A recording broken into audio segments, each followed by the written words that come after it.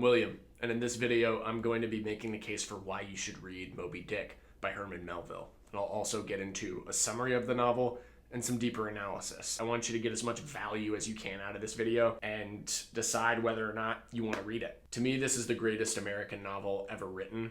I think of it as the great American novel, even though it's not even mostly set in America. It mostly takes place on the ocean, on a whaling ship. This is a novel that can and will change the way that you think. And one of the main ways that we can mark that is by how this novel has influenced other great writers who have come after it. Cormac McCarthy is a prime example. Cormac McCarthy's my personal favorite writer, my favorite novelist anyway, and you can see all the obvious parallels between how McCarthy talks about the natural world and how Melville talks about the natural world through his narrator, who we can only assume is named Ishmael because he asks us in the opening sentence of this novel to call him Ishmael. So Melville writing in the first person using Ishmael as the narrator, Cormac McCarthy writing in third person about nature and the world generally in sort of a biblical way. Neither of them are pushing a simple message of one singular religion. What this book does really well, though, is it talks about the sublime and the soul. And so because of that, there are some incredibly deep layers of meaning to the work. Whales are a big focus in this story. Moby Dick is a whale, and the whaling ship is sort of the vessel that carries us through the narrative and all over the world while we're focused on whales and learning about whales, but also, by extension, learning about humanity, enterprise, and what it means really to be an American. If we think about the biggest influences on America and Americans, it's religion, especially in the early days of the country, enterprise and capitalism, which is what has made this country run since its beginning, violence. There's plenty of that in Moby Dick, and there's been plenty of that in the history of America. And also work and purpose in the face of really existential concerns like, why am I alive and what does it mean to be a person?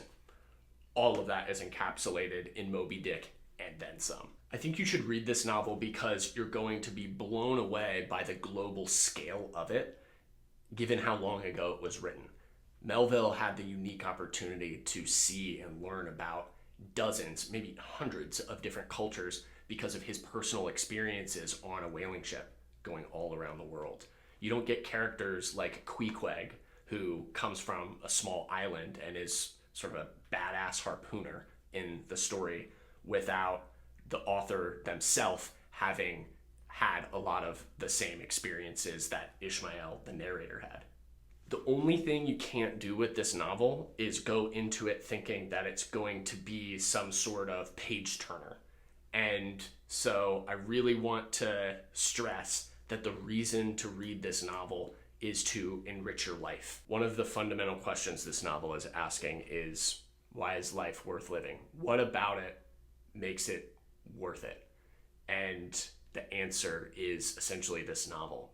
The narrator at the beginning of the story is expressing some suicidal thought and says outright that he always turns back to the ocean and back to this work of whaling, when he's feeling that way.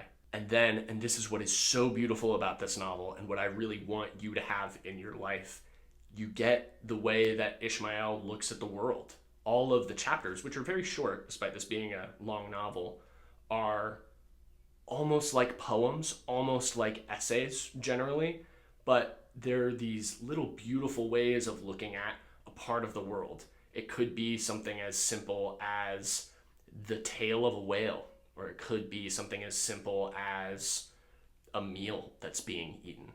But these little slices of life, these moments in time that are all adding up to become what is the body of this novel, are just so sublime and soulful and enriching.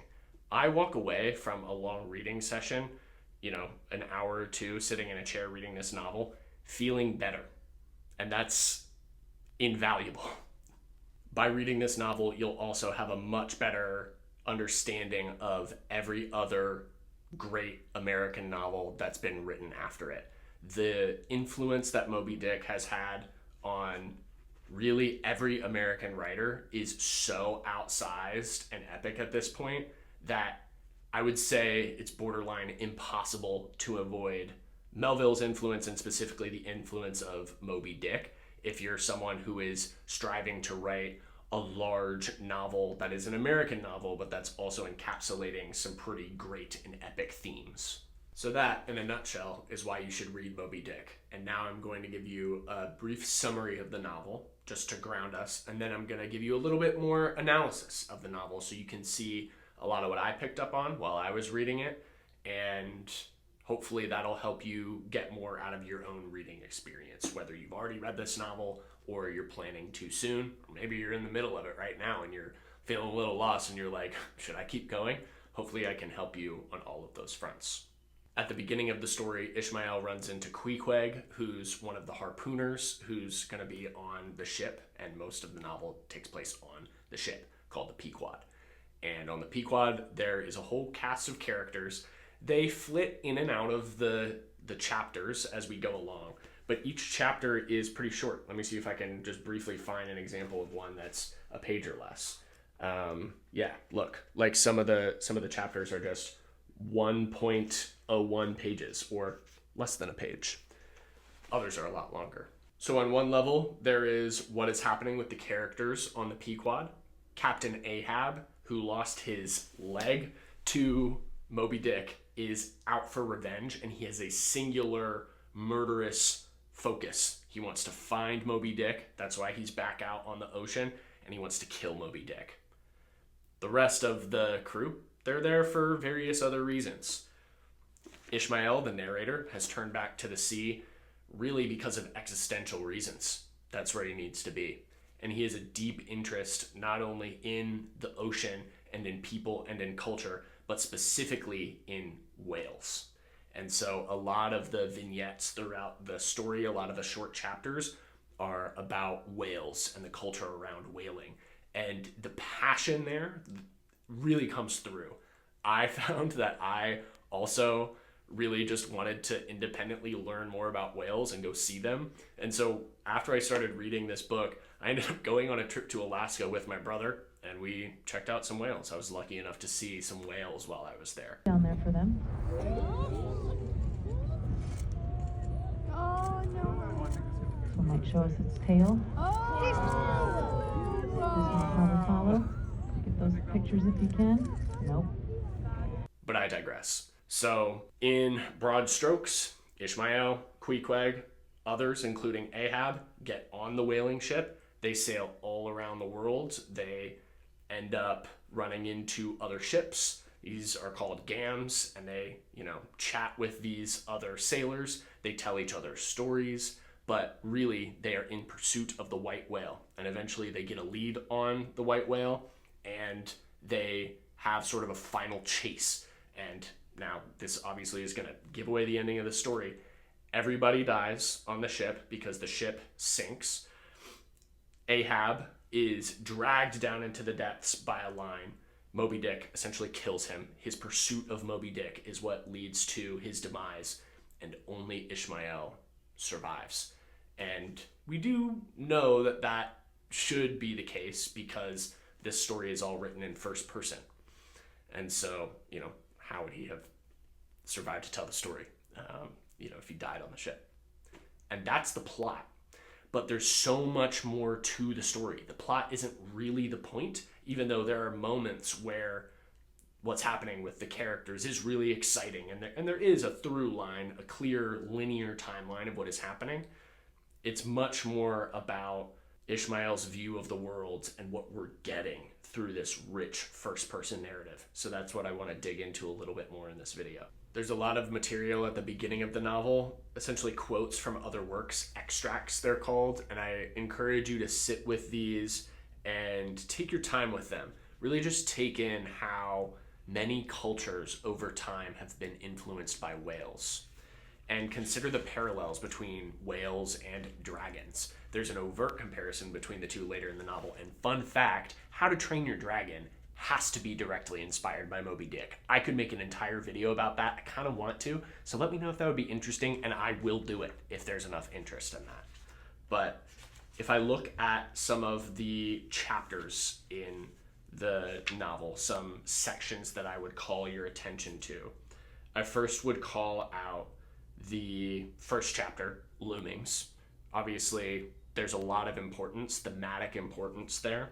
The Whiteness of the Whale, which is chapter 42, it's page 157 in my edition. That's a really important one. And also there are a couple of other really epic chapters that could be their own standalone sections. So there is the Town Hose story, which is chapter 54. That in and of itself was a really amazing, epic reading experience. You could just take that in isolation if you wanted to. Later in the story, there are all sorts of build-up chapters where you can tell there's some momentum towards the final chase. One of those that I particularly love is the blacksmith and the forge. I guess it's the blacksmith and the forge as we're getting closer to the actual pursuit of the whale. And within those chapters, there's some really unique, hellish, and existential description that's going on as we're sort of thinking about preparation of these materials for this chase that I just found to be, pretty exceptional. The reason I described some of the chapters as being somewhere between poems and essays is there are some clear political stances that are taken in some of these chapters. I would turn your attention to Fast Fish and Loose Fish if you'd like to take a closer look at one of these chapters. That's a great example of what I'm talking about there. And because I mentioned it already, in The Honor and Glory of Whaling, there is a quote about whales and dragons. I'll read a portion of it. "Which dragon I maintain to have been a whale, for in many old chronicles whales and dragons are strangely jumbled together and often stand for each other." Just a little teaser of the dragon-whale overlap. On every page, just about every page of this novel, there is a sentence or a paragraph that's so wondrously descriptive and, again, sublime, I'll use that word again, that it's almost like its own little painting. And there are a lot of novels that read almost like kind of a gallery of paintings. You can consider each of the individual portions, and there's a lot of kind of depth and richness there. You can consider them in aggregate, how the chapters sort of lead into one another and inform one another. But this book is a lot more like a museum with a bunch of giant skeletons of whales throughout the years just kind of hanging up over your head.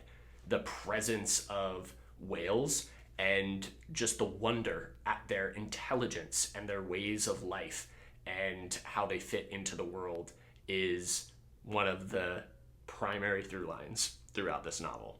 Ishmael is a lot more interested in whales, plural, and the world in general, and he directly foils Captain Ahab's singular focus on finding and killing Moby Dick, the white whale. One of the most well-known novels that Moby Dick has directly influenced is Blood Meridian by Cormac McCarthy. And after you've read one of them and you start to read the other, you will start to see some of the obvious parallels between the white whale, Captain Ahab, and a character called the Judge in Blood Meridian. McCarthy wanted you to immediately think of Moby Dick when you read Blood Meridian and you consider this character, the Judge, who's this larger-than-life, we think human, who has little to no hair and is shockingly pale and white.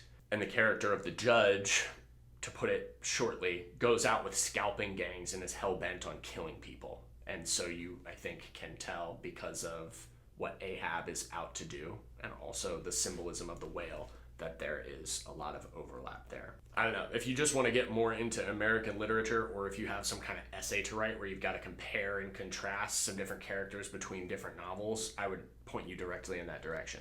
If you pick up this novel and read it, I know you'll get a lot out of it, and I really would encourage you to take your time with it. If you're feeling like it's tough for you to just power through, that's okay. I don't think this is a novel that is supposed to be powered through.